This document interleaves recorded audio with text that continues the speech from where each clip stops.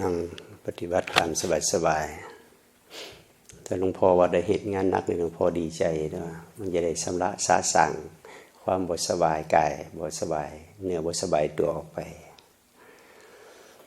ก็ได้สวดนะยามเช้านี่เฮาจะสวดในสิ่งที่เฮาศึกษา วันนี้เฮาสวดเรื่อง กายานุปัสสนาเนี่ยเรื่องกายในหมวดนี้ก็เอิ้นอานาปานสติซึ่งมื้อก่อนหลวงพ่อได้เกริ่นนำว่าเรื่องกายเนี่ยเพิ่นให้เบิ่งอันใดแน่มันถึงจะถูกตามหลักของเพิ่นในการศึกษาในวิธีการของพุทธเฮียนนี่เฮาก็ศึกษาถึงสองอย่างถึงหลักที่พระพุทธเจ้าเพิ่นว่าไว้แล้วถึงทิ้งที่หลวงพ่อเพิ่นได้ฮู้ได้เห็นมาแล้วมันเข้ากันอย่างไรเพราะว่าวิธีการของพุทธเฮียนนี่อาม่าก็บ่แม่นรับได้ง่ายๆรับยากเพราะว่ามันบ่คือหมู่นะเป็นหยังบ่คือนี่เฮ็ดให้เฮาสงสัยผมต้องมาเบิ่งมาเทียบเบิ่งว่าที่เพิ่นเฮ็ดมามันตรงกับสิ่งพระพุทธเจ้าเว้าว่า ถ้าบ่ตรงหลวงพ่อก็รับบ่ได้แต่ว่าเฮาก็บ่ปฏิเสธค่อยศึกษาไปแต่คนส่วนใหญ่เห็นว่ามันบ่แม่นมันบ่คือแล้วบ่รับโลดบ่ศึกษาโลดอันนี้บ่แม่นเด้ผู้ที่เพิ่นได้ฮู้ได้เห็นได้เฮ็ดตามสิ่งนั้นมาเนี่ยมันจะต้องมีหยังล่ะที่บ่ซั่นเพิ่นบ่เฮ็ดมาปานนั้นดอกมันจะต้องมีหยังสักอย่างนึงเฮาอย่าไปตัดสินใจว่ามันถูกมันผิดบ่ได้เฮาต้องศึกษาซะก่อนว่าที่ว่ามันถูกอย่างใดมันบ่ถูกอย่างใดเทียบเคียงเบิ่งบางคนเลยบอกว่าถ้าฟังแล้วเชื่อโลดก็ผิดเพิ่นว่าถ้าฟังแล้วบ่เชื่อบ่ก็ผิดเพิ่นว่าแล้วเพิ่นยกอุปมายกเหตุการณ์ฟังแล้วเชื่อโลดก็เหมือนกับพระองคุลิมานอาจารย์บอกให้ไปหาหัวแม่มือมาก่อนเด้ถ้าบ่ได้หัวแม่มือมานี่จะบ่สอนเรื่องพุทธมนต์ให้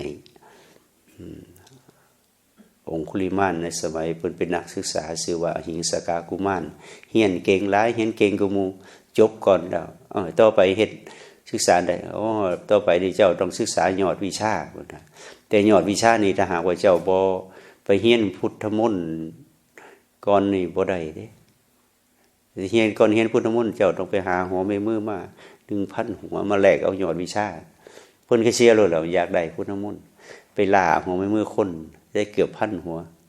พอดีไปพ่อพระพุทธเจ้าเสียก่อนนี่บ่ซั่นอาจารย์หลอกคืออาจารย์หลอกไปตายนั่นแหละเพราะมันเก่งกว่าหมู่เดียวมันจะมาชิงอำนาจอาจารย์แล้วมันจะเป็นกบฏหลอกให้ไปตายมันไปฆ่าคนมาฮอด100คนมันต้องถือฆ่ามันพอละแต่วันนี้เพิ่นนี่เก่งฆ่าได้เกือบ 1,000 คนนี่บ่ถือเข้าใจผิดอาจารย์หลอกอันนี้ฟังแล้วเสียโลดก็บ่ดีถืออาจารย์หลอกถือคนเว้าซื่อมือมันศิลปะหลายแนวเด่นบ่หลอกให้เชื่ออย่างใดก็ได้เว้าเป็นแนวใดก็ได้มันเป็นศิลปะอันนี้เพิ่นว่าฟังแล้วเชื่อโลดก็บ่ดีมันผิดถือหลอกที่ฟังแล้วบ่เชื่อเลยก็บ่ได้บ่ถือเพิ่นว่าตอนที่พระพุทธเจ้าตรัสรู้ใหม่ๆเพิ่นเดินไปเผยแผ่เนี่ยเพื่อไปหาเป็นเจ้าวัคคีย์ทหารในระหว่างทางไปพ่อนักบวชผู้หนึ่งชื่ออุปการชิวกเพิ่นนี่แสวงหาพระพุทธเจ้าเด้แสวงหาผู้รู้แสวงหาพระอรหันต์แสวงหาไป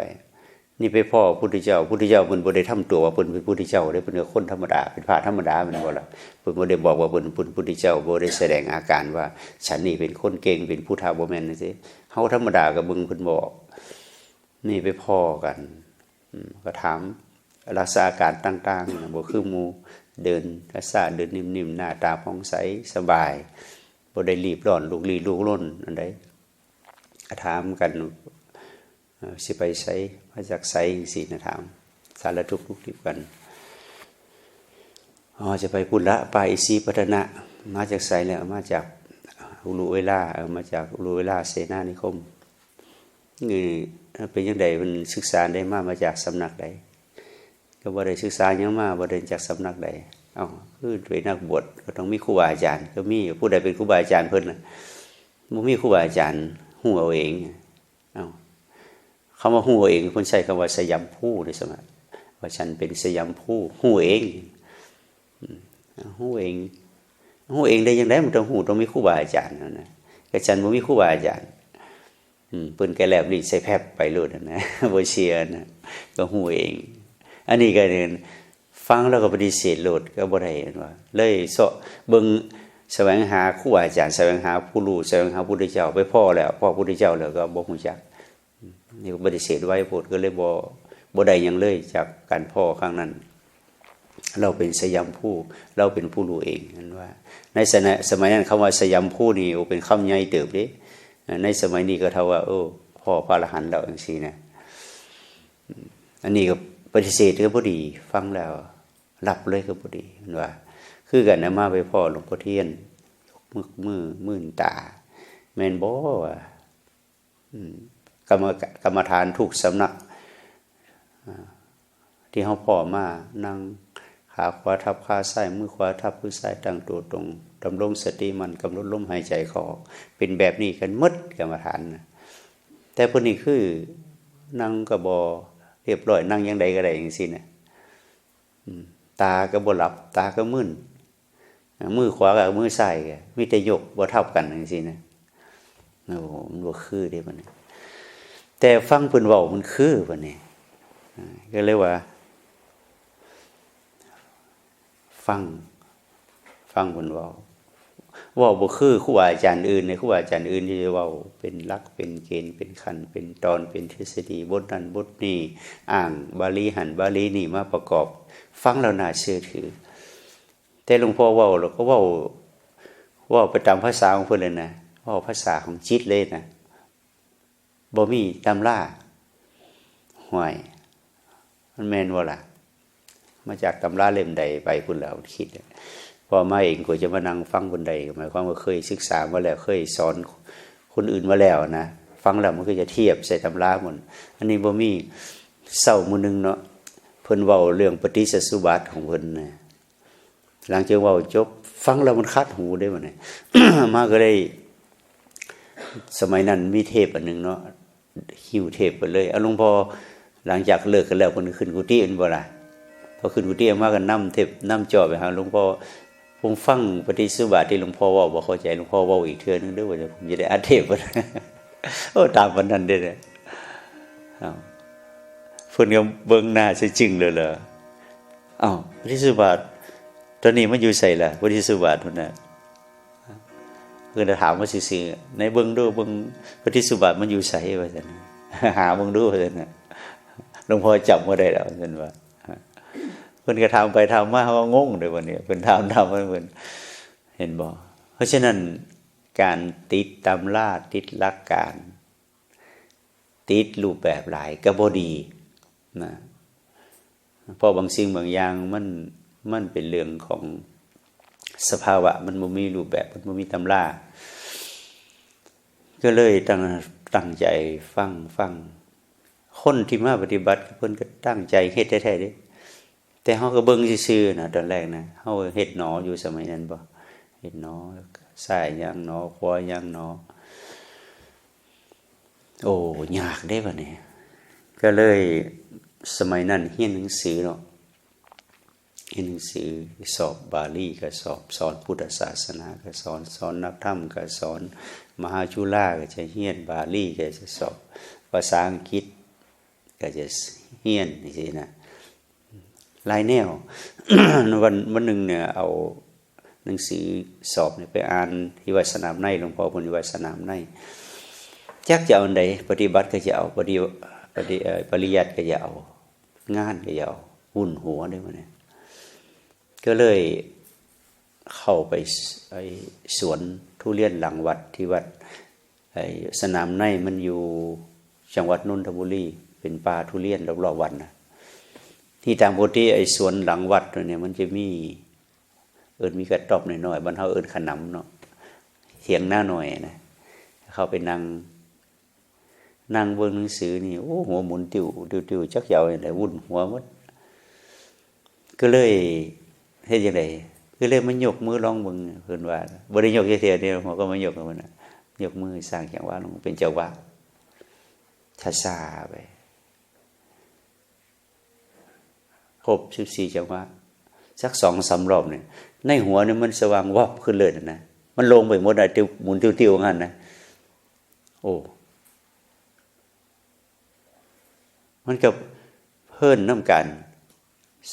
ปฏิบัติไปมันออกจากความคิดไปเลยนะออกจากแนววุ่นวายขนาดนั้นไปหมดหัวมันลงไปเลยไปตั้งแต่นั้นมาเนี่ยเริ่มสั่งจังว่าเบิ่งดูนะถ้าหากว่าเฮาบ่ไปวุ่นวายบ่นั้นเฮาจะบ่ได้ประสบการณ์อันนี้เพราะหัวลงว่าตั้งแต่นั้นมาก็เลยลองนั่งเฮ็ดอยู่16มื้อคณะบ่ได้เก็บบ่ลงเข็มเฮ็ดไปเรื่อยๆจังซี่ล่ะเฮ็ดตามปกติในมื้อตอนบ่ายของวันที่16น่ะตามปกติในช่วงนั้นมันออกพรรษาใหม่ๆมันจะเข้าหนาวใบใหม่มันหล่นเนาะบ้านเฮาใบใหม่หล่นก็เขาก็จะกวาดตอนนั้นพระส่วนใหญ่ไปอบรมกับหลวงพ่อต่างจังหวัดพระอยู่วัดบ่กี่องค์แต่ในวัดมันกว้างใบไม้หล่นเต็มวัดยาม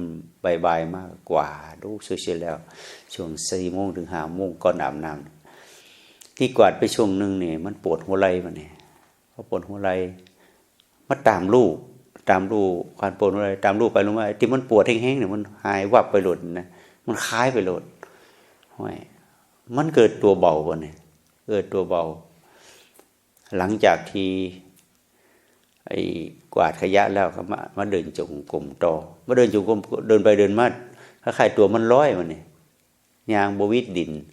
เรือร้อยก็เดินไปทั่วด้วยนะเสลยสลาไปอาจารย์คนหนึ่งชื่ออาจารย์ทองล้วนเราสังเกตเห็นแค่ว่าเขาติดปีติติดอารมณ์เหมือนนะเพิ่นก็เลยไปจับมือมามันยางไว้ผิดปกติได้มันเบาตัวมันบ่ล่ะเพิ่นก็ไปจับมือมาเพิ่นมาแก่อารมณ์มันก็ลงตั้งแต่นั้นมื้อนั้นมานี่เฮ็ดความเพียรหลายได้อมื้อนี่มันได้ปีติแล้วมันบ่ล่ะย่ำเว้นนี่บ่อยากปฏิบัติหลายคนมันหลายเนื้อปฏิบัติย่ำขึ้นหลังจากทำวันแรงแล้วเข้าที่แล้วตั้งแต่20:00 นฮอดตี4นี่เดินจงกรมตลอดมื้อขึ้นศึกษาเบิ่งว่า20:00 นเป็นจังได๋3:00 นเป็นจังได๋4:00 นเป็นจังได๋5:00 นเป็นเที่ยงคืนเป็นจังได๋บ่ายโมงบ่ายตี 1เป็นจังได๋นี่ตั้งแต่5:00 นไปฮอดตี2เนี่ยมันจะง่วงตลอดเลยสังเกตเบิ่ง3คืนมาขึ้นที่3มื้อแจ้งขึ้นที่3นี่มันแปลกต้นไม้ในวัดสนามในมันพลิกเอาหากขึ้นแล้วเอาปลายลง ทั่ววัดเลยก็ได้4เดี๋ยวเอิ้นหมู่พวกนี้ต้นไม้คือเป็นจังซั่นต้นมันหากมัน4ขึ้นเทิงๆปลายมัน4ลงข้างล่างว่าซั่นคนรอบข้างก็เลิกลักเพิ่นนี่ประสาทกินแล้วเด้อซั่นว่าประสาทกลับเราซั่นว่าเพิ่นก็เลยจับแขนมาหาอาจารย์อีกมาแก้อารมณ์กันพระเจ้าเฮ็ดหยังก็เฮ็ดโพดเนาะซั่นว่าบ่หลับบ่นอนเพิ่นก็เลยระวังเฮาบ่ให้เฮ็ดหลายบัดนี้นะเพราะฉะนั้นกรรมฐานแนวนี้ถ้าเฮ็ดตั้งใจเฮ็ดแล้วมันได้มันคือเฮาจะเอาหลักการวิชาการมาเทียบมันบ่ได้มันเป็นเรื่องของความคิดแต่วิธีการเป็นเรื่องของความเอารู้สึกซื่อๆเนี่ยตัวนี้สำคัญเด้อถ้าเฮาไปคิดอันนั้นมาจับอันนี้มาปรุงจับอันนี้มาใส่ให้มันคือนี่มันบ่แม่นน่ะแต่ตัวรู้สึกล้วนๆเฮาเนี่ยเฮานั่งเฮารู้สึกจังได๋เฮายกเฮารู้สึกจังได๋เอาแต่รู้สึกที่มันมีซื่อๆเนี่ยอันนี้คือมันยากเด้คนเฮาอยู่กับความคิดตลอดเวลาอยู่คิดอันนั้นอันนี้ไปตามเรื่องตามเล่าไปที่เฮาเคยมันออกยากเพราะเฮาอยู่กับมันมาตลอดภพชาติกับกันจักเท่าใดจู่ๆจะเอามันออกโลดมันยากแต่ว่ามันเฮ็ดได้บ่แม่นว่าเฮ็ดบ่ได้ให้ตั้งใจอยู่กับความรู้สึกที่มันมีเนี่ยเวลาเฮานั่งสิรู้สึกจังได๋มันหนักตะโพกก็รู้หนักกว่าโทกเวลาเฮายับไปมันเบาก็รู้สึกเบามันนั่งสิมันเย็นร้อนอ่อนแข็งตึงบ่งใดก็รู้สึกเท่าที่มันมีอันนี้คือความยากของวิธีการโพเทียนแต่เรื่องคิดเอาได้บ่ยากได้แม่นบ่ล่ะคิดหมดมือก็ได้แต่รู้สึกเอาเนี่ยมันบ่เคยแต่ความจริงมันบ่ยากแต่มันบ่เคยจิตของเฮาเนี่ยมันอยู่ซื่อๆบ่ได้ มันมีสิ่งที่มากระทบตั้ง6ทางหูเสียงกินรสสัมผัสอารมณ์มากระทบตลอดมันก็ต้องตอบสนองมันบ่ล่ะพอตอบสนองมันก็ต้องคิดแน่แต่ถ้าสมมุติว่าเฮามาอยู่ ซื่อๆโดยการบ่ตอบสนองสิ่งที่มากระทบเนี่ยคล้ายๆมันผิดปกตินะเฮาก็เลยย่านเฮาก็บ่อยากอยู่ตัวซื่อๆเมื่อวานตอนไปสาธิตโยม2คนแล้วให้เพิ่นยกมือยกขึ้นยกลงรู้สึกอย่างไรรู้สึกซื่อๆบ่มีหยังนะแต่ความจริงมันมีนั่งแนวมันนักกระตรงหูเย็นร้อนอ่อนแข็งมันมีแต่ไอ้ความคำว่าบ่มีหยังคือบ่มีความคิดนะแต่เฮาบ่เห็นความรู้สึกมันมีความรู้สึกทั่วตัวหมดเย็นร้อนอ่อนแข็งเข่งตึงก็มีความปวดความเมื่อย ความหนักความเบาในร่างกายนี่ก็มีแต่เฮาบ่เห็นตัวนั้นเฮามองข้ามไปเบิดเฮาไปอยู่ความคิดจนบ่เห็นความรู้สึกอันนี้คืออุปสรรคอันใหญ่หลวงของการปฏิบัติภาวนาดังนั้นในช่วงที่เฮามาปฏิบัตินี่ต้องอดสมอดสามาอยู่กับความรู้สึกเมียลองเบิ่งแต่ว่าบ่ได้ห้ามความคิดเด้ถ้ามันคิดไปไกลหูมันคิดดึงกลับมาใหม่ให้หูทันเท่านั้นเพราะว่ามันเป็นธรรมชาติของจิตที่เวลมีอย่างมากระทบแล้วมันก็ต้องตอบสนองตามสัญชาตญาณของมันนะแต่ว่าเฮาบ่จำเป็นต้องคิดไปสิ่งที่มันกระทบแต่กลับมาเบิ่งความหมู่เมียอันนี้มันเป็นอย่างไรนะมันนักมันเบามันเข้ามันออกแต่ตัวความหมู่เมียในกายนี่ก็บ่แม่นว่าให้เป็นนึกว่าคิดขึ้นมาว่าส่วนนั้นรู้สึกอย่างนี้ส่วนนั้นรู้สึกอย่างนี้แต่เอาความรู้สึกโดยรวมเปิดแล้วมันออกมาเป็นจังซี่ตอนนี้พอจะเบิ่งออกว่าความรู้สึกโดยรวมของเฮาเนี่ยมันรู้สึกสบายหรือบ่สบายอ่านเจ้าของออกบ่ขณะเนี่ยที่นั่งจังซี่นี่เฮ็ดนี่รู้สึกสบายหรือบ่สบายนี่เห็นบ่จริงแท้ๆแล้วมันบ่สบายมันบ่ล่ะมันบ่สบายพลิกหันพลิกนี่ปวดหันปวดนี่อยู่หั่นมันสบายได้จังได๋มันบ่สบายนั่นน่ะทุกข์เท่านั้นเกิดขึ้นเพิ่นว่าร่างกายมันบ่สบายมันร่างกายมันเหมือนคนป่วยของเฮาเนี่ยลองนั่งซื่อๆมึงสักครึ่งชั่วโมงเป็นไปบ่ได้หรอกมันบ่ล่ะที่เว้าไปเมื่อวานเนี่ยแค่ชั่วโมงนึงเนี่ยจักว่าพลิกไป100เทื่อพันเทื่อจะบ่จำบ่ได้บ่ล่ะเพิ่นอาสงไขยก็ยังว่านับบ่ได้พลิกไปจะพับตาอ้าปากหายใจพลิกซ้ายพลิกขวาเร็วหน้าแล่หลังนี่นับบ่ได้บ่ได้ว่าอาสงไขยนึงอยู่ได้4อสงไขยนะกายเวทนาจิตอารมณ์เปลี่ยนแปลงจนนับบ่ได้แต่ผู้ใดก็ตามเข้าไปตามรู้ตามเห็นอาการเหล่านี้สิ่งที่นับบ่ได้จนกระทั่งฮู้ได้นับได้แล้วเหลือเท่าใดทั้ง4อย่างเนี่ยนับได้เหลือเท่าใดอันนี้เฮาบ่เคยได้ยินเด้นับได้เหลือ2เบิ่งดูเนี่ยอาจารย์นับบ่ได้เนี่ยนับจนให้มันเหลือ2เหลือหยังบ่เนี่ยเหลือรูปกับนามนั่นเด้เบื้องทั้งนั้นเบื้องต้นในวิธีการของหลวงพ่อเทียนนะเบื้องยังไดก็ได้แต่ให้มันเหลือ2อย่างถ้ามันเหลือหลายกว่านั้นบ่ได้บ่ถึก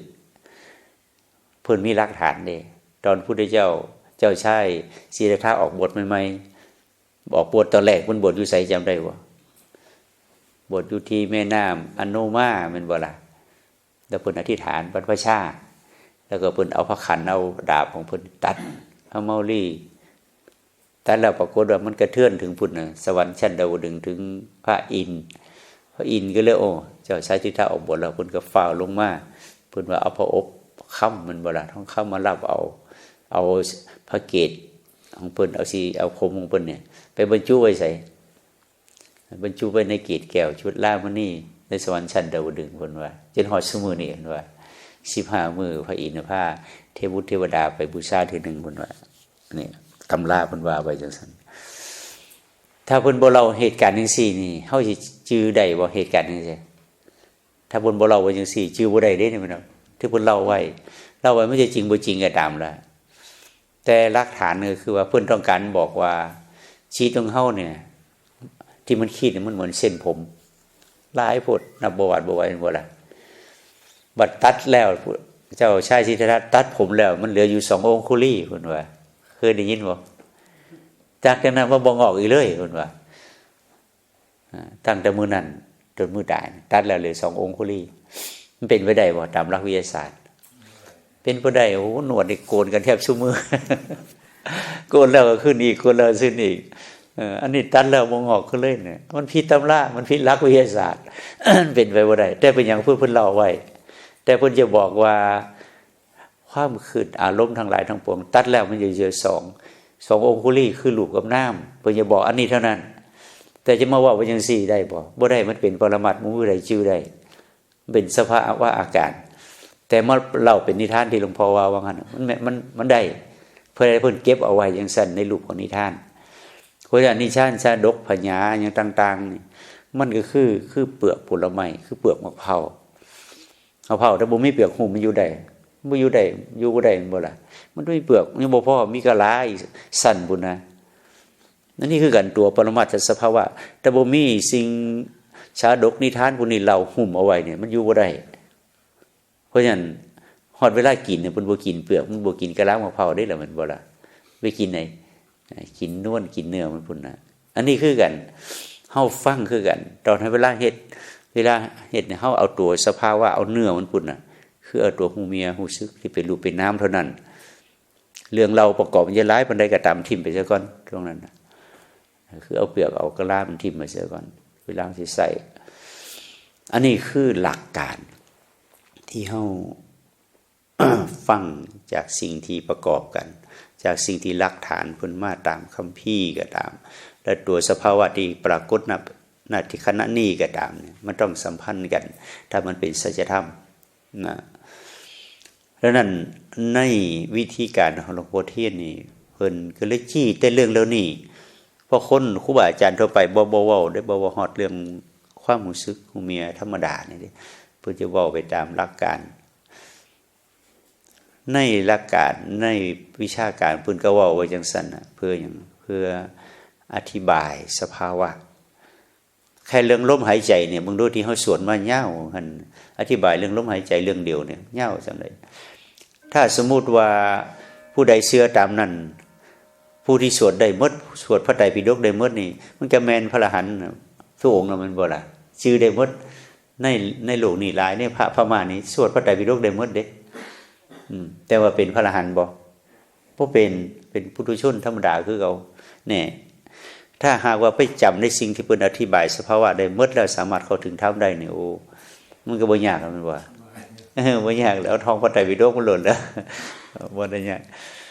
เห็นบ่นี่คือกันใครลมหายใจเข้าหายใจออกนะเพิ่นอธิบายจนว่า16คณะพุ่นนะเรื่องกาย4เรื่องเวทนา4เรื่องจิต4เรื่องธรรมารมณ์อีก4 ที่เฮาสวดมาว่าน่ะอานาปานสติ16นะเรื่องกายเพิ่นว่าจังไดเรื่องกายว่าโสสตูปัสสสติหายใจเข้าก็ให้รู้หายใจเข้าสตูปัสสสติหายใจออกก็รู้หายใจออกนะไปเริ่มต้นจังซั่นพอต่อมาพุ่นน่ะหายใจเข้ายาวก็หูยาวหายใจออกยาวก็หูหายใจเข้าสั่นก็หูสั่นหายใจเข้าหายใจยาวออกยาวออกสั่นหูจักให้หูซื่อๆเนี่ยเอาตัวหูแต่วัดเวลาเฮามาเฮ็ดเนี่ยเฮาอยากหูหลายกว่านั้นว่าน่ะเฮาบ่ได้หูซื่อๆหายใจเข้าใส่พุทธเข้าไปว่าหายใจออกใส่โธเข้าไปซะจังซี่นะมันก็เลยกลายมาทีละหน่อยแต่ตำรามันบอกหายใจเข้าให้หู้หายใจออกให้หู้นะสติก็อย่างนั้นบ่พออีกสำนักมึงหายใจเข้าให้ว่าท้องพ้องเด้อหายใจออกให้ว่าท้องยุบเด้อมันบ่ได้หายใจซื่อๆเด้มันเนี่ยแต่ตำรามันบอกให้หายใจซื่อๆนะให้หู้ซื่อๆนะอีกสำนักมันหายใจเข้าว่าสัมมาเด้อหายใจออกว่าอรหังเด้อจังซี่นะมันก็แปรไปเรื่อยๆจังซี่แล้วมันก็ถือของเพิ่นได้บ่มันบ่ถือก็ถืออย่างเพิ่นนั่นแหละไปอันนี้คือที่มันค่อยผิดค่อยเพี้ยนค่อยนี่มา 2,000 กว่าปีเนี่ยก็แล้วแต่ผู้ใดจะแปลเป็นจังไสน่ะมันก็เป็นจังซั่นล่ะนะ ทั้งทั้งเหนือก็เอาหายใจเข้า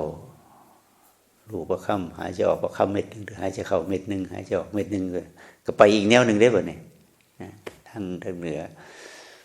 ดังนั้นมันก็เป็นอุบายเพื่อให้จิตมันอยู่เท่านั้นจะว่าเป็นถือก็บ่แม่นว่าเป็นพิษก็บ่แม่นเฮ็ดอย่างใดก็ได้ให้จิตมันอยู่เนี่ยแต่อยู่แล้วจะเฮ็ดอย่างใดบ่เนี่ยให้ดึงมาแล้วจะเฮ็ดอย่างใดดังนั้นในวิธีการที่เฮาเคลื่อนไหวเนี่ย บอกว่าบ่ต้องล้มบ่ต้องยุ่งกับลมหายใจเอานี่ตัวนี้แทนใช่เนี่ยเอามือยกเนี่ยสมมุติยกเข่าหายใจเข้ายกออกหายใจออกก็ได้แต่บ่ต้องนึกเรื่องลมหายใจหายใจเข้าหายใจออกมันเป็นธรรมชาติของมันก็ปล่อยมันซั่นล่ะแต่ว่ามันละเอียดถ้าไปนำไปเข้านำออกนำเข้านำออกบ่ดนเด้มันจะแผ่วลงตามที่หลวงพ่อเคยเห็นมานะพอมันแผ่วลงมันอ่อนลงนี่สติบ่มีที่ตั้งเลยเด้มันจะปึ๊บเข้าไปอยู่ความสงบหล่นนะเข้าไปความสงบกับเข้าฌานได้บ่เนี่ยเข้าฌานทีนึงต้นแรกมีปิติวิตกวิจารปิติสุขเอกคตาเบิ่งไปวิตกวิจารความคิดเล็กคิดน้อยยังดังหายไปเหลือแต่ความสงบความสุขเบิ่งลึกลงไปความสุขสงบก็หายไปเหลือแต่เอกคตาเหลือแต่จิตเป็นหนึ่งเดียวนิ่งเบิ่งไปมันมีความนิ่งหูโตน้อยลึกเข้าไปบางเทื่อก็ใช้เวลาเป็นชั่วโมง2ชั่วโมง3ชั่วโมงบางเทื่อก็ใช้เวลาเข้าเดียวบางเทื่อก็บ่ได้เลยมันก็อยู่แค่นี้แหละเวลาออกมาจากนั่งนั่นไปเฮ็ดเวียกเหตุการณ์เหตุงานอย่างเวลาผู้ใดมาเว้าผิดหูเบิ่งผิดใจบ่ได้เด้ใส่เลยแล้วนะมึงจังสั่นมึงจังซี่เนี่ยหายขึ้นมาเลยแล้วนะนี่ว่ากรรมฐานขี้โกรธสันโดษขี้ขอมันว่าโกรธแฮงหายกว่าเก่าแฮงกว่าเก่าอีกเด้เพิ่นว่าเพิ่นมีสมาธิเพราะฉะนั้นมันก็เป็นการสะกดให้จิตมันสงบซื่อๆมันบ่ได้เห็นอาการนะมันบ่ได้เห็นอาการที่เป็นอันนี้คือข้อเสียของสมาธิคือมันเป็นอาการที่เป็นมันดีใจก็เป็นไปดีใจหมดมันบ่ดีใจมันก็เป็นไปนำความบ่ดีใจหายเลยมันอยากมันเป็นไปตามอยากมันทุกข์ก็เป็นไปตามทุกข์มันบ่ทันอันนี้คือที่ประสบการณ์ที่อาตมาเห็นมาแล้วนะนั่งบ่ได้ก็ได้บางทีมันบ่เข้าสงบนะมันเลยสงบไปอีกมันเป็นหยังมันเป็นลับไปเลยนะนั่งลับคิงนิ่งเลยเด้แต่พูดถึงเบิ่งข้างนอกเบิ่งเขาว่าโอ้เขาชานได้ลึกกว่านะที่ไหนได้เขารับไปแล้วล่ะออกมาไม่ออกโอ้โมทนาสาธุพวกครูบาปฏิบัติได้ดีจังซึ่งเฮาก็เสริญขึ้นนั่นบ่ล่ะเฮาก็ยืดอกแล้วล่ะเจ้าเฮ็ดคือผู้ค้าได้บ่ล่ะไปบ่ล่ะมันเกิดมานาอัตตาได้บ่นี่ผู้ใดมาเฮ็ดหยังบ่คือบ่ได้ให้เลยล่ะเพราะหยังพอเฮ็ดได้ดีเนี่ยคือมันเกิดมานาอัตตาขึ้นมามันบ่ได้หูซื่อๆเด้เพราะนั้นอันนี้คือข้อด้อยแต่สำหรับผู้เพิ่นมีสติปัญญามาสูงมีบุญบารมีสร้างมาเก่าแก่เนี่ยเพิ่นอาจจะบ่เป็นอย่างที่หลวงพ่อเป็นก็ได้เพิ่นเข้าฌานได้ลึกแล้วเพิ่นก็ออกมาเพิ่นมีสติแต่ว่าหลวงพ่อเบิ่งในประเทศไทยสำรวจเบิ่งแล้วผู้ที่ใช้อานาปานสติเป็นนิมิตกรรมฐานแล้วสามารถเข้าถึงสภาวะขั้นสูงมีน้อยมากเลยนับโตได้นั่นหมายความว่าเพิ่นมีปุญบารมีมาก่อนมีสติสัมปชัญญะปัญญาแหลมคมเพิ่นสามารถใส่เฉพาะลมหายใจเนี่ยไปของเพิ่นได้อันนี้ก็เป็นค้นๆไปในวิธีการเพิ่นบ่ได้ผิดเด้แต่ว่าอินทรีย์ความสามารถของเฮาเนี่ยมันบ่ถึงแต่ในเมื่อความสามารถทำบ่ถึงสติปัญญาบ่ถึงเฮาก็เอาเฮ็ดอยู่หั่นน่ะเฮ็ดอยู่หั่นน่ะมันเฮ็ดบ่ได้ชาตินี้ก็ให้เป็นปรมีไว้ชาติหน้าไปเฮ็ดต่อพุ่นน่ะมันแม่นบ่ล่ะโอ้ชาตินี้เกิดมาเป็นคนก็ยากไปเลยชาติหน้าเขาจะไปเกิดเป็นหยังบู้บัดนี้ถ้ามันบุญมันหลายไปเกิดเป็นพระอินทร์พระพรหมผมเป็นเทวดาแห่งหลายหมื่นหลายแสนปีจนได้มาเกิดมาเป็นมนุษย์แต่ว่าผู้ที่เกิดมาเป็นมนุษย์เท่านั้นที่จะหูธรรมะได้ง่ายเกิดเป็นเทวดากับหูยากเพราะมันที่สบายไปเกิดเป็นพระพรหมก็ยากเพราะมันที่สงบบ่อยากรับรู้หยังหาบ่เกิดเป็น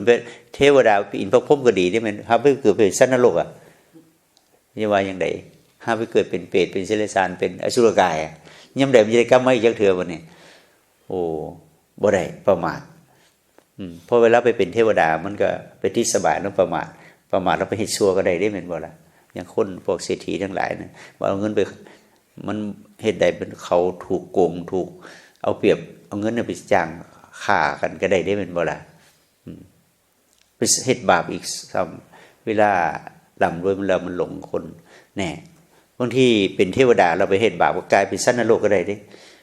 เป็นพระพรหมเราสงบเราผู้ใดไปเฮ็ดให้บ่สงบเครียดให้เขาเราไปตกนรกก็ได้เด้เห็นบ่มันวนเวียนกันไปวนเวียนกันมาได้บ่แน่นอนดังนั้นเมื่อเฮามาเจริญสติแบบนี้ปั๊บความสบายก็บ่เอาความสงบก็บ่เอาตัวรู้บัดนี้ความสงบมันเป็นฝากทางนี้ความบ่สงบเป็นฝากทางนี้สมมุติมันบ่ล่ะเวลามันสุดโต่งในสงบก็สงบโพดตรงมาที่ถ้าบ่สงบก็เวียงไปทางนี้แต่ในวิธีการเพิ่นบ่ให้เอาทั้งสองอย่างเนี่ยสงบก็บ่เอาบ่สงบก็บ่ให้อยู่ตรงกลางระหว่างกลางความสงบกับบ่สงบก็คือหยังนี่นะคือหยังระหว่างกลางความพอดีมันก็เป็นตัวฮู้บัดนี้เอาแต่ตัวฮู้สงบก็บ่เอาบ่สงบก็บ่ให้ฮู้ทั้งสองอย่างมันสงบก็ให้ฮู้มันบ่สงบก็ให้ฮู้มันเฮาปฏิเสธบ่ได้เด้บ่แม่นแต่เฮาบ่อยู่มันสงบมาเฮาก็บ่อยู่นำมันบ่สงบมามันฟุ้งมาเฮาก็บ่อยู่นำมันแต่ให้เห็นให้ฮู้ว่าอ๋อตอนนี้จิตบ่สงบเด้ออ๋อตอนนี้จิตมันสงบเด้อให้ฮู้ซื่อๆตัวอยู่กลางพอดีก็เอิ้นตัวฮู้บัดนี้ตัวฮู้เนี่ยบ่เป็นตัวสงบหรือบ่เป็นตัวมันอยู่เหนือไปหน่อยนึงเพิ่นว่าแต่ตัวฮู้ตัวนี้เฮาจะได้มาแต่ไสถ้าไปสมาธิมันก็สงบโพดบ่ล่ะ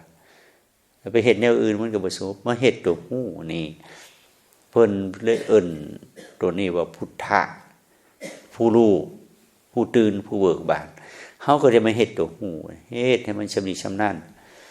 ฮู้บ่แม่นฮู้จากการคิดแต่ฮู้จากการสัมผัสจะสัมผัสขณะนี้เฮานั่งนี่บ่สบายก็ฮู้บ่สบายก็บ่ต้องไปคิดว่าความสบายเป็นอย่างเสียให้ฮู้มันบ่ใช่ว่าเฮ็ดมันสบายสักหน่อยนึงแค่นั้นก็แล้วมันบ่ล่ะ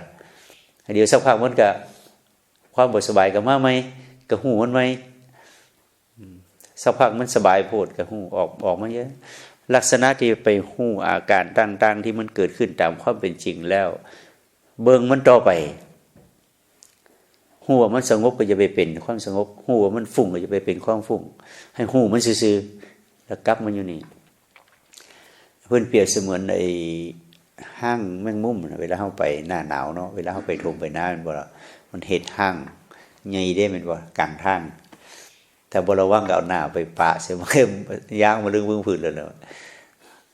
คือกันเนี่ยเฮาสังเกตเวลาไอ้ตัวแมงมุมหรือตัวสไปเดอร์เนี่ยเมื่อมันเฮ็ดห้างบักใหญ่แล้วมันเป็นสารเป็นตาเนี่ยมันเสร็จแล้วตัวมันอยู่ตรงกลางได้แม่นบ่มันอยู่ตรงกลางเพื่อจะล้อว่าแม่งยังมาต่ำบนใดถ้าแม่งใดมาต่ำบนใดเพราะมันแล่นไปจับเลยมันว่าพอจับกินแล้วมันก็อยู่ตรงกลางมันต่ำทั้งนี้มันก็จับมันกินตรงกลางวิธีการที่มันขึงยังเพื่อจะมาดักแม่งหาอาหารในวิธีการหาอาหารของมันนะเพิ่นว่าจิตก็คือกันมันมีเครือข่ายที่รับรู้ตาหูจมูกลิ้นกายใจเนี่ยรอบไปหมดเป็นรังสีตาข่ายจังซี่เวลารูปเสียงกลิ่นรสสัมผัสอารมณ์ต่างๆมันแม่งมันมาต่ำวงไหนจิตก็ต้องไปรับรู้เสร็จแล้วก็มาอยู่วงกลาง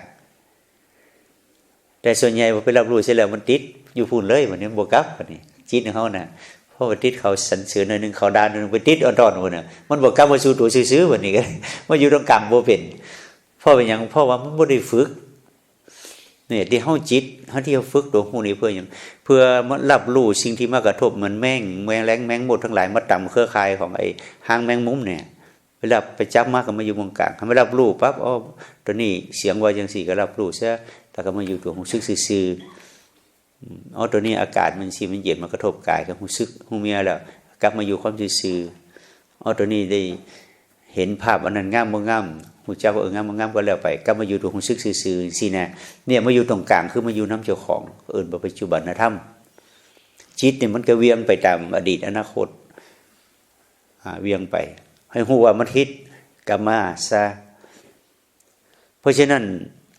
ตัวฮู้ที่จิตมันจะอยู่น้ำใดเนี่ยมันจะเป็นตัวฮู้ธรรมดาได้บ่มันบ่ใหญ่พอมันบ่พอที่อยู่เพิ่นก็เลยให้ขยายตัวฮู้เนี่ยให้มันใหญ่ขึ้น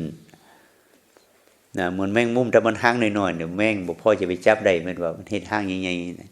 คือกันเฮาก็ต้องขยายตัวฮู้ให้มันกว้างมันใหญ่ฮู้ตั้งแต่หัวจนเท้าจนหัวตลอดเวลานะอย่าไปฮู้แต่ลมหายใจเดียวมันก็ห่างน้อยๆนึงบ่พอสิฮู้อยู่ได้บ่ล่ะมีหยังก็ต่ำก็หลุดไปโลดใครเฮามายืนบองจังซี่เอามายืนมองมินๆจังซี่สิยืนได้โดนบ่เนี่ย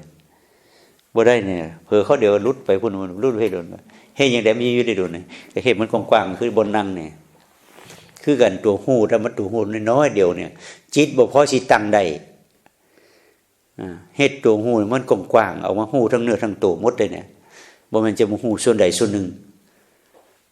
ตัวฮู้ลมหายใจมันก็น้อยๆนึงพอยังมาต่ำก็หลุดไปโลดแม่นบ่ล่ะนี่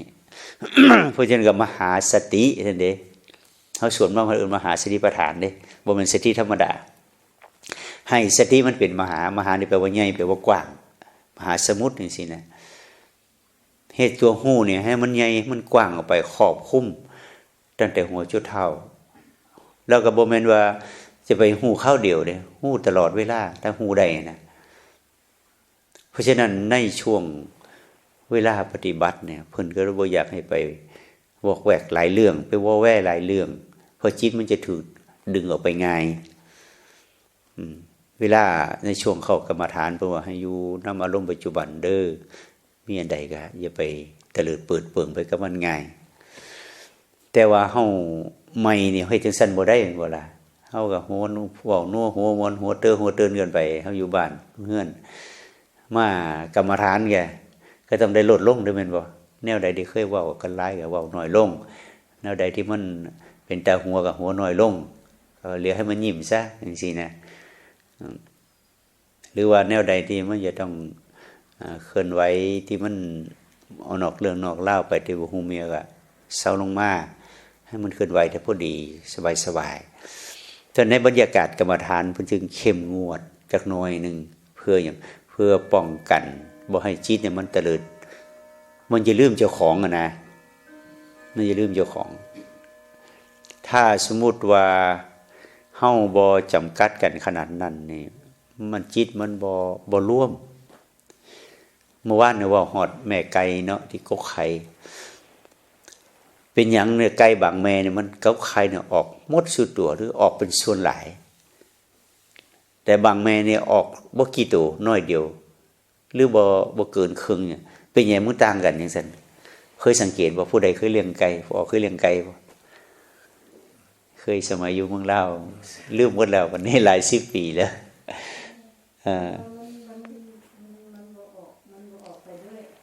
บ่ออกหมดเพราะหยังเอา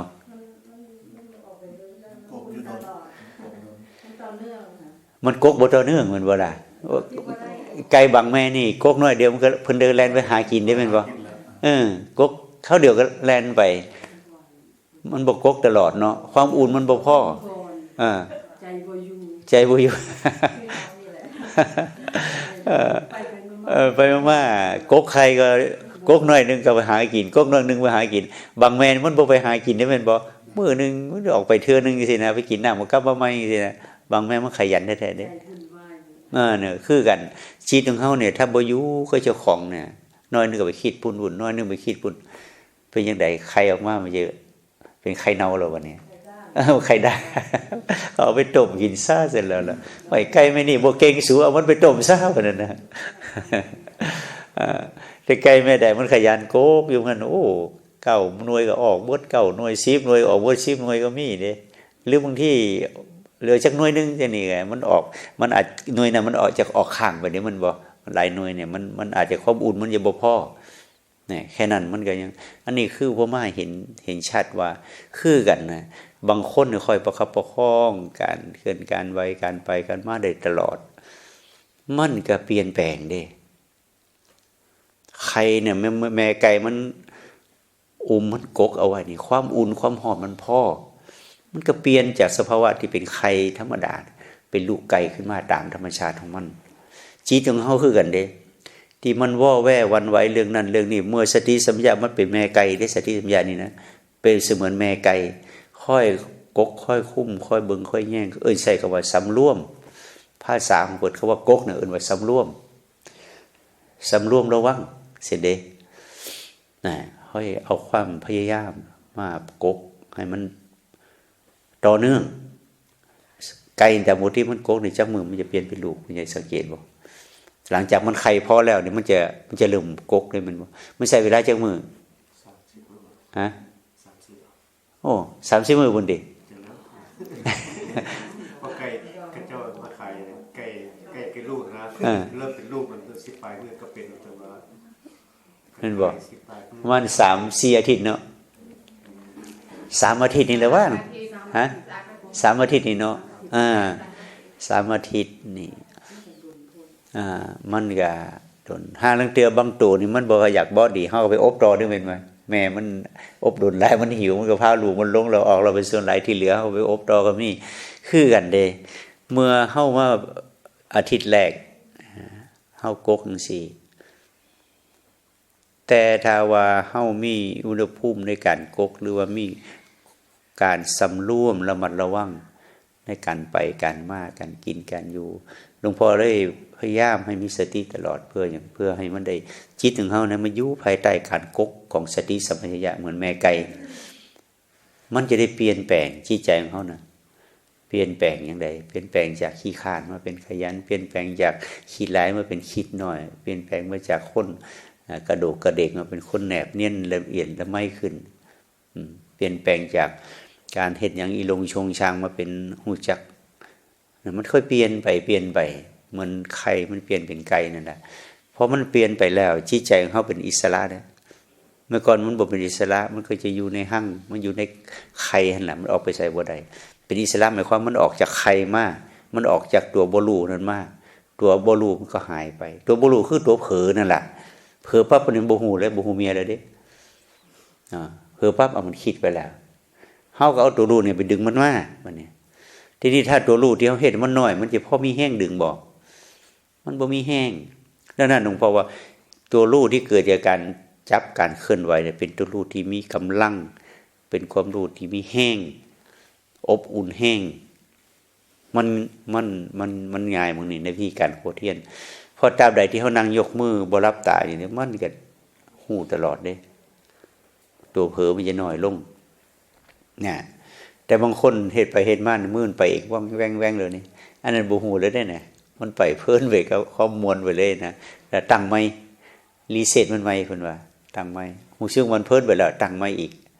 เฮ็ดไม่ถึงจังว่าตัวรู้อยู่นี่ก็จะมีกำลังรู้ในฐานกายความจริงเฉพาะในฐานกายนี่มันมีเวทนารวมอยู่เด้สมมุติว่าตัวที่ปรากฏเห็นเนี่ยทั้งกายเฮาเนี่ยที่มันเอาเห็นในตัวนี้เป็นกายแต่ในส่วนที่เฮาน้อยลงไปที่เฮาบ่ทันเห็นภาพตาอ้าปากหายใจกลืนน้ำลายเร็วใส่ไล่ขวานี่ละเอียดลงไปตามรู้ได้อีกลึกลงไปกว่านั้นก็จะเป็นเย็นร้อนอ่อนแข็งเข่งตึงเจ็บปวดก็เอิ้นเวทนาตามรู้ได้อีกเนี่ยตามรู้ไว้เป็นสั้นมันก็ละเอียดขึ้นถ้าสมมุติว่าเฮาสติสัมปชัญญะเฮาบ่กกบ่กอดบ่เบิ่งละเอียดแล้วมันก็ไม่เห็นสั้นเดียวเห็นร่างกายหยาบๆสั้นที่2ที่3ที่4ลงไปเฮาบ่เห็นพออย่างความแห้งของสติตัวหูมันบ่พอมันก็เลยส่องไปบ่เห็นแต่ถ้าเฮาค่อยประคับประคองจับข้อมือเมียไปทุกเรื่องทุกราวเพราะฉะนั้นในช่วงที่เฮาอบรมเพิ่นต้องพยายามปรับการเคลื่อนกันไหวให้ชัดเจนแต่บ่ถึงกับจ้องเกินไปบ่ถึงกับตั้งใจเกินไปถ้าตั้งใจเกินไปบางทีโดนๆไปมันเครียดมันตึงมันกึ่งมันเก่งร่างกายบ่สบายก็เฮ็ดให้มันสบายแต่ค่อยป้องบ่ให้มันสบายเกินไปพอสบายเกินไปมันจะเผลอไปคิดจังซี่นะพอเผลอไปคิดแล้วบางทีมันไปจับเรื่องอื่นยาวได้บ่นี่มันบ่ฮู้ตัวดังนั้นตอนแรกๆนี่เพิ่นให้พยายามให้ฮู้ตัวหลายๆซะก่อนเพื่อที่ให้ดึงจิตมาอยู่ปัจจุบันจนกระทั่งมันเห็นกาย น้อยก็เห็นกายใหญ่ก็เห็นกายน้อยคือหยังกายน้อยก็คือตัวยืนเดินนั่งนอนกายใหญ่คือหยังกายใหญ่คือตัวสัมปชัญญะพับตาอ้าปากหายใจมันใหญ่มันกว้างครอบคลุมทั้งร่างกายแล้วก็ตัวเวทนา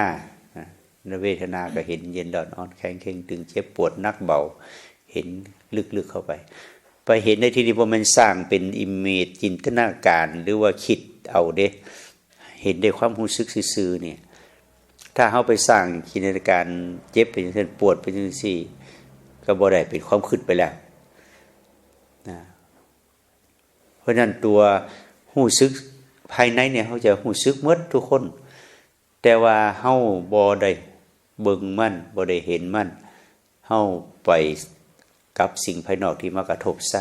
เพิ่นก็เลยเอาตัวนี้มาเตือนมาบอกไม่ได้นั่งอยู่ซื่อๆหลวงพ่อขยี้มือจังซี่ก็ได้เด้อเพิ่นว่าเวลาเฮาใส่เตาแก๊สที่บ้านเนี่ยเวลาเฮาปิดแก๊สแล้วเพิ่นว่ามันบ่ดับหมดได้มันบอกเพิ่นว่ามีหยังก็ไพลอตเนาะมันจออยู่น้อยๆเส้นเพื่อมีการเปิดขึ้นปั๊บไพลอตมันก็ติดโหลดจังซี่นะบ่ได้ไปแก๊สสมัยใหม่บ่ได้ไปจุดอีกได้มันบอกพอเปิดปั๊บก็ติด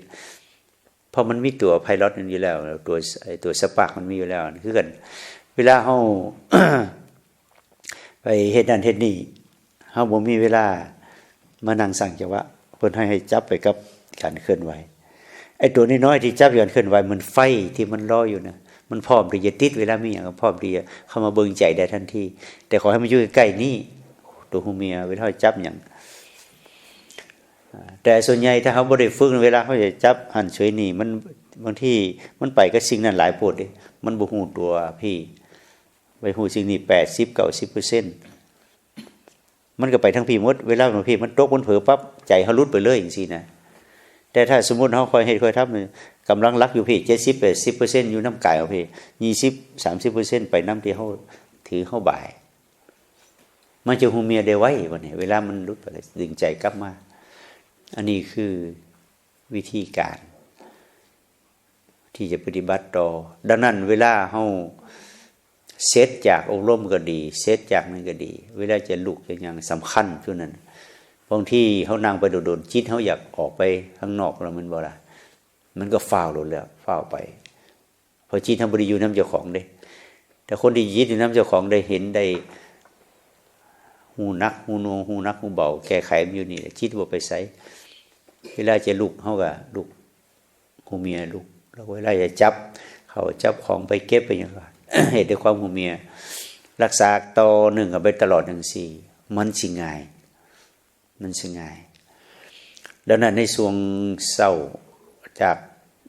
กินข้าวแล้วไปหอดเพลเนี่ยก็อยากให้เฮ็ดในนี้ก่อนหรืออย่างไรก็ออกไปนอกนี้แต่หลังเพลแล้วถ้าหากว่าอากาศมันดีฝนบ่ตกฟ้าบ่ห้องลมบ่แห้งเฮาก็ดอกบายอาจจะไปเฮ็ดอยู่ทางพุ่นเมื่อวานหลวงพ่อไปเฮ็ดเอาไว้โอ้เกี่ยงเก่าอย่างดีแล้วเอาเพียงแต่เอายกเอาอีไปนั่งได้เนาะแต่ถ้าหากว่าผู้ใดอยากนั่งกับพื้นก็หากระดาษหาพลาสติกไปปูห้องนั่งกับพื้นก็ได้แต่ความจริงเวลานั่งปฏิบัติหลวงพ่อว่านั่งกับพื้นดีเพราะว่ามันจะได้เปลี่ยนได้หลายอิริยาบถนะแต่นั่งเก้าอี้นี่ได้อิริยาบถเดียวเนี่ยบางคนก็นั่งพิงอยู่นะพอนั่งพิงนี่น้ำหนักหายไปเลยเนี่ยมาอยู่กับไอ้ที่เฮาพิงเนี่ย30-40%ตัวนี้ความกำลังทรงตัวบ่พอเลยไปสักพักก็เงือบเราเป็นบ่ล่ะง่วงไปละมันเพลินเวลาจะนั่งเก้าอี้ก็ให้นั่งครึ่งเดียวอย่าให้นั่งพิงนั่งให้มันตรงพอนั่งพิงนี่น้ำหนักเขาหายไปพอนั่งหายไปแรงทรงตัวบ่พอก็เห็นเฮาง่วงไว้ดังนั้นมันก็มีเรื่องเล็กๆน้อยๆหลายอย่างเฮาค่อยสังเกตเอาแต่บางคนเก็บรายละเอียดเก็บข้อสังเกตนี่บ่ได้หลวงพ่อก็จะค่อยบอกเอาจะเฮ็ดจังซั่นให้จังซี่แน่มันจะได้ฮู้เมียได้ไวจังซี่นะสำหรับไอ้เส้นทางที่ไอ้นั่นหลวงพ่อบางคนหลวงพ่อหลวงพ่อบ่ต้องเอาสายไปปูก็ได้เท่านั้นบ่ได้ก็ยังได้เลยเนี่ยมันเกี่ยงแล้ว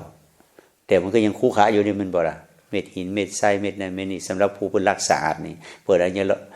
ถอดรองเท้าบ่ได้ใส่รองเท้าบางคนใส่รองเท้าส้นสูงจังซี่นะ ใส่รองเท้าส้นเดินจงกรมเดินไปเดินมาก็อย่าพลิกได้บัดนี้บ่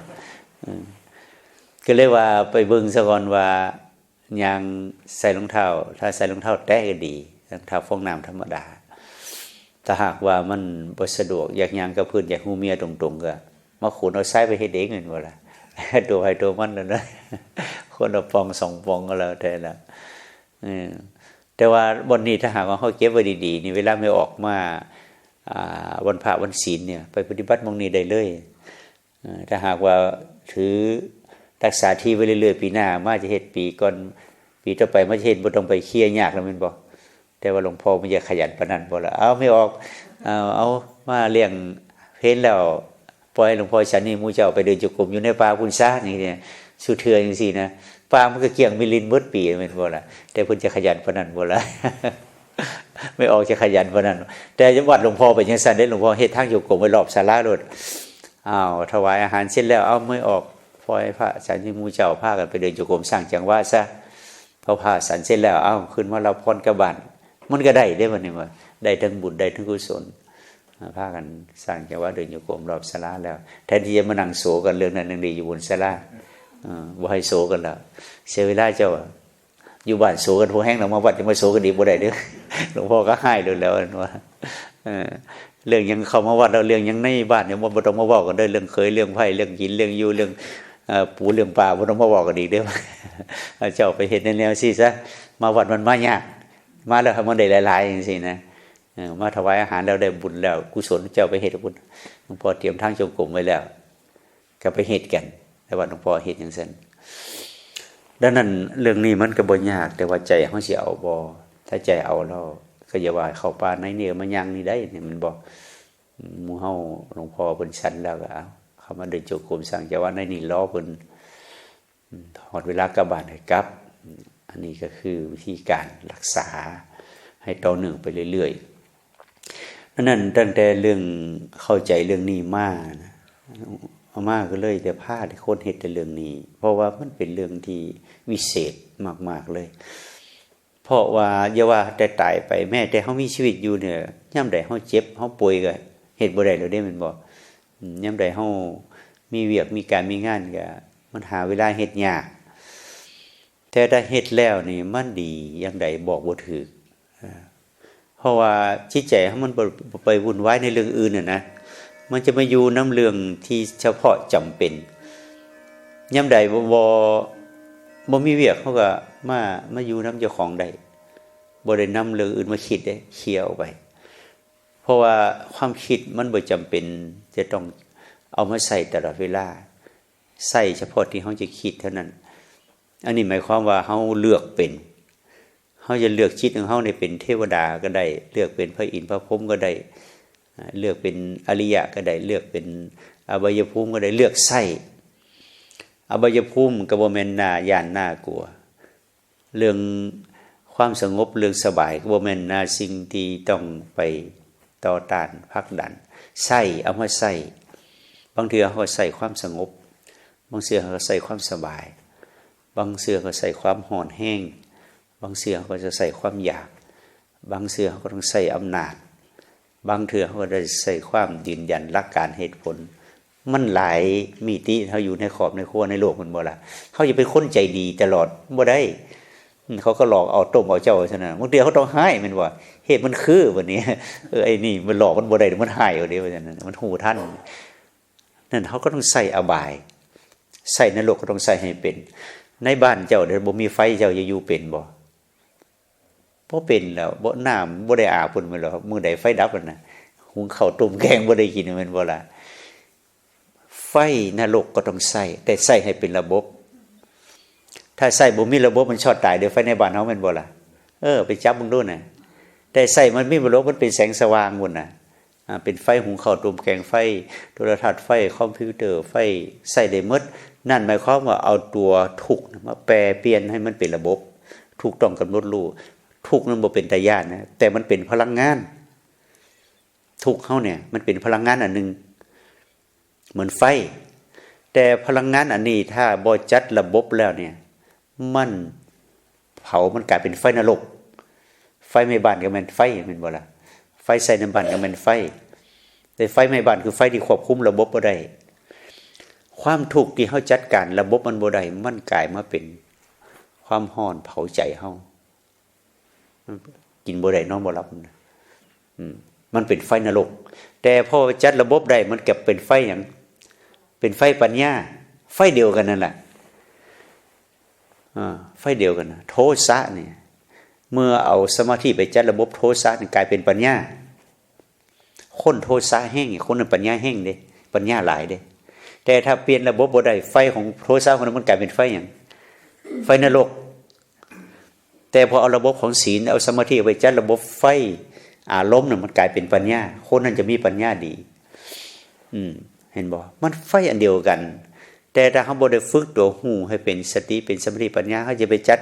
การไฟนรกเหล่านี้ให้มันเป็นไฟญาณไฟปัญญาได้บ่ได้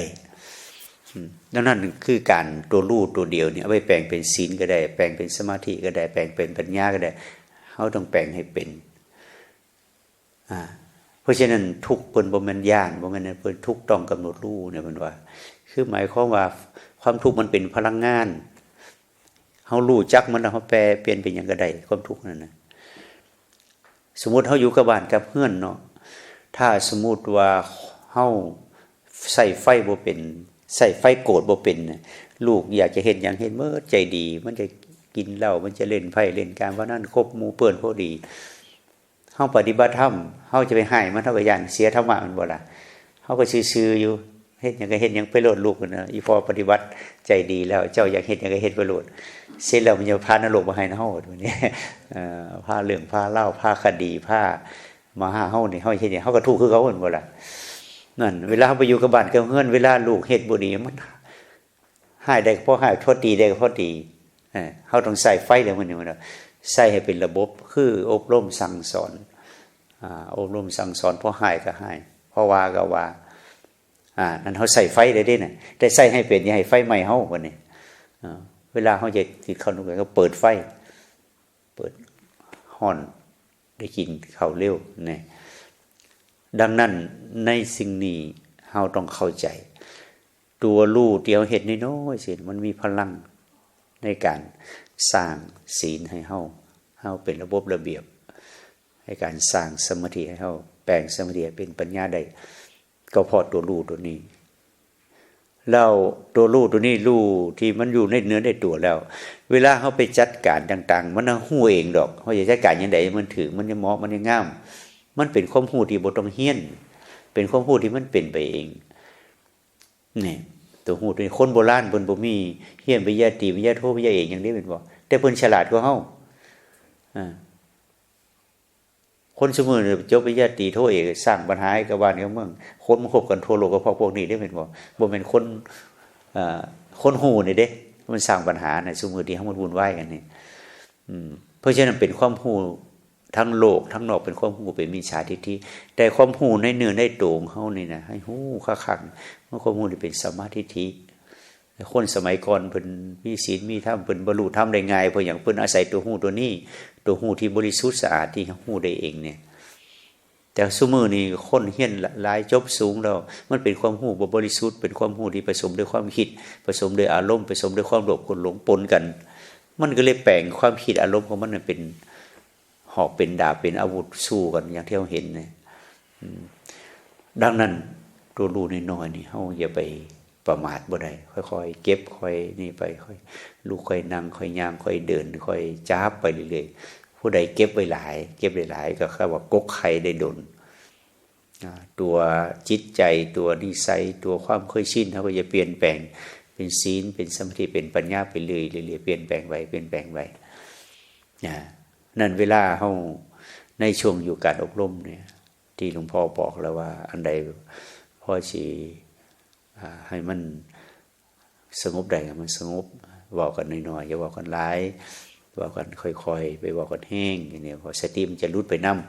ำมันก็ค่อยเฮ็ดค่อยอย่างไปในช่วงที่เฮาอยู่วัดอยู่100คนก็เหมือนว่าบ่มีคนบางเทื่อเวลาเปิดอบรมที่วัดหลวงพ่อเห็นแต่ตัวซื่อๆแต่บ่เห็นเสียงหาทางกำหนดไผกำหนดมันเดินมุ่งไผมุ่งมันไป เวลาช่วงใดว่างบ่มีหยังเฮาบ่มาไปนั่งโศกันคือบ้านเฮาก็ลบเข้ามาในห้องมาเดินจงกรมเล่นผู้เดียวจังซี่นะมันก็จะง่ายขึ้นในการปฏิบัตินะแม้แต่การคบกันฉันคือกันเฮาก็บ่ต้องฝ้าวเฮาบ่ฝ้าวไปใส่ก็สบายๆในช่วงที่เฮาปฏิบัติต่อการคบกันฉันเฮ็ดจังไดเวลาไปอาบน้ำล้างหน้าเฮ็ดใดฮู้เมียเวลาไปเก็บข้าวเก็บของเก็บ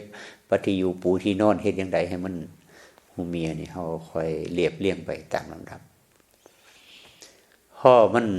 เป็นค่อยเป็นนิสัยขึ้นมาทีละน้อยละน้อยชีวิตเฮาค่อยอบอุ่นค่อยมั่นคงค่อยเยือกเย็นไปเองแต่ถ้าสมมุติว่าเฮาขาดสติขาดสัมปชัญญะเฮ็ดหยังเฮาเฮ็ดตามอยากเฮ็ดให้มันแล้วเฮ็ดมันไวมันก็บ่ได้มันก็ขาดสติหมดมันก็บ่ได้กกสติเฮาบ่ได้อบได้ล่มบ่ได้กกได้กอดกับลูกกับน้ำเฮานะเรื่องมันก็จะยาวไปนำความคิดเป็นอารมณ์นะดังนั้นในจุดในช่วงที่อบรมหลวงพ่อจะชี้แจงในเรื่องเหล่านี้เรื่องใดที่บ่จำเป็นที่มันจะดึงให้จิตใจออกไปเตลิดเปิดเปิงก็อย่าบ่เอามาเอาแต่เรื่องในโลกมันหลายพวกที่จะเอามาเว้านะมีสุแนวโลดแล้วแต่ผู้ใดมีความชำนาญทางใดก็เรื่องมันมาเว้าบ่จบเป็นเรื่องนอกตัวหมดแต่เรื่องในตัวเฮานี่นะเฮาบ่เคยได้อบรมบ่ได้ศึกษาเฮาค่อยสังเกตแก้ไขบำบัดไปเป็นการเรียนขั้นสูงเด้เรียนปรมัตถ์ที่เฮามาเรียนนี่นะเพราะฉะนั้นการเฮ็ดเฮาก็เฮ็ดให้เหมาะให้สมให้ถูกให้ต้องแล้วมันสิเป็นไปได้นับมือมันจะยากขึ้นเรื่อยๆในการเฮ็ดจังซี่ดังนั้นการลุกการนั่งการย่างการเดินแต่ละขณะมีความหมายใส่ใจลงไปนะใส่ใจลงไปเฮาจะสังเกตฮู้ดอกผู้ใดที่เฮ็ดด้วยความมีสติสัมปชัญญะผู้ใดขาดสติสัมปชัญญะมันจะเบิ่งง่ายๆนะจะมีสติสัมปชัญญะมันจะนุ่มนวลมันจะอ่อนโยนมันจะสบายตาแต่ขาดสติสัมปชัญญะแล้วมันก็จะเบิ่งไปอีกแบบนึงเฮาคอยศึกษากันนะเท่านั้นยามเช้านี่เฮาค่ะเป็นเช้าที่2แล้วแม่นบ่ล่ะเช้าที่2แล้วต้องให้แต่ละมือให้มันเห็นความแตกต่างไปอย่าให้มันคือเก่าแตกต่างไปเมื่อวานนี้เฮาหูซึกแหน่บ่หูซึกแหน่น้อยๆผิวๆมื้อนี้มันเห็นชัดขึ้นนี่นะแต่ละมือมันชัดขึ้นกว่าเก่าโจนกระทั่งมือสุดท้ายมันจะหูแต่หัวจนเท้าจิตมันจะไปทางใดใจมันจะไปทางใดความคิดมันจะไปทางใดเบิ่งเห็นมันกลับมาหาเจ้าของใดอันนั้นแหละคือความเข้าใจที่เฮาจะได้แล้วสิ่งเหล่านี้มันจะติดอยู่ในจิตวิญญาณของเฮา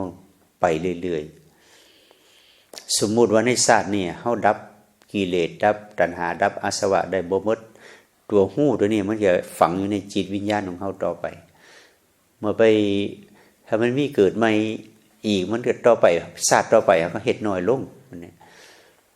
การเว้นไว้แต่เกิดเฮาก็น้อยลงมาบ่ไก่มันจะเลี้ยวขึ้นนะพุทธิยถาเพิ่นตัดไว้เด้แต่ว่าพอเป็นถ้าผู้ใดมาฮู้เจ้าของฮู้เมียเจ้าของ 25% ตายไปนี่บ่เกิน7ชาติเพิ่นว่าได้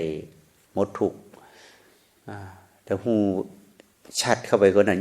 25% ฮู้เร็วชัดขึ้นกว่านั้นตายไปอีก 2-3 ชาติเพิ่นว่ากุลังก็จะหมดทุกข์ในชาตินั้นแต่ฮู้ละเอียดลงไปกว่านั้นอีกตายไปอีกชาติเดียวเพิ่นว่าได้เข้าถึงบ่คือมันจะพบชาติคือความคิดเฮามันจะสั่นเข้ามานะแต่ตายไปแล้วเกิดแต่แล้วมันยังยาวไปแม่นบ่ล่ะบางเรื่องน่ะคิดไปเป็นครึ่งชั่วโมงจะฮู้เมียว่าคิดมันยาวโพดหลายเรื่องหลายศาสตร์บางคนนี่คิดจะ 4-5 เรื่องผู้คิดไปด้วยเนี่ยฮู้เมียกลับมาเจ้าของบางคนคิดได้ 2-3 เรื่องคิดไปด้วยเนี่ยบางคนคิดได้เรื่องเดียวฮู้จักโลดเอาศาสตร์ใกล้ๆจังซี่นะมันสิง่ายบางคนเบิ่งมาโลดมันจะมาจังได๋ความคิดเนี่ยอันนี้ก็ความคิดเข้ามาบ่ได้เลยเห็นบ่เพราะฉะนั้นเอาที่มันสัมผัสได้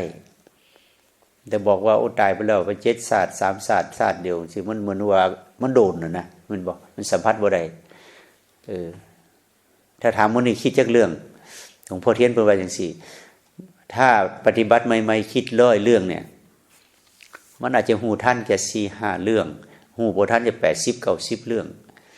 ปฏิบัติไปอีกมันคิด100เรื่องหูท่านจะ20เรื่องขึ้นหูท่านหลายขึ้นบาดจนกระทั่งมันคิด100เรื่องมันรู้ท่าน90เรื่องมันคือเหลืออีก10เรื่องหูบ่ท่านมันว่า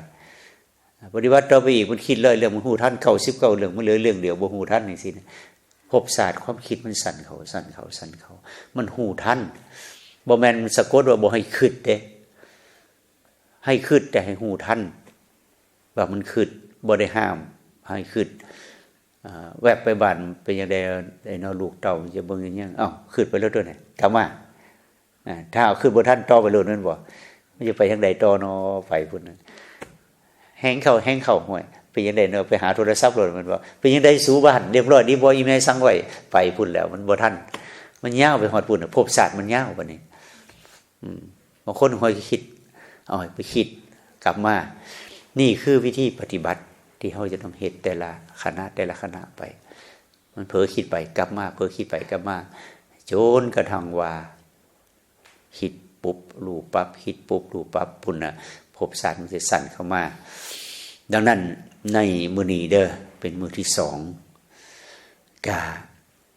ในช่วง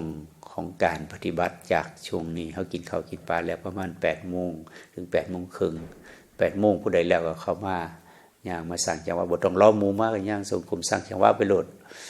รอหมู่พร้อมยามใดผู้จะว่าอย่างใดบ่ต้องรอ เข้ามาเพื่อจะเฮ็ด หูรักแล้วนี่เฮ็ดไปหลวงพ่อเข้ามาก็พาปฏิบัติ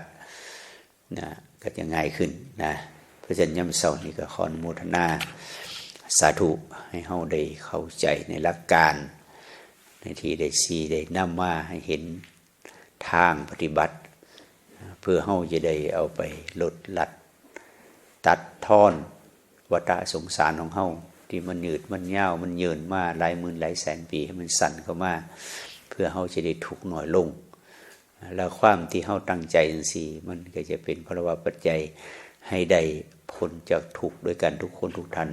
เถิด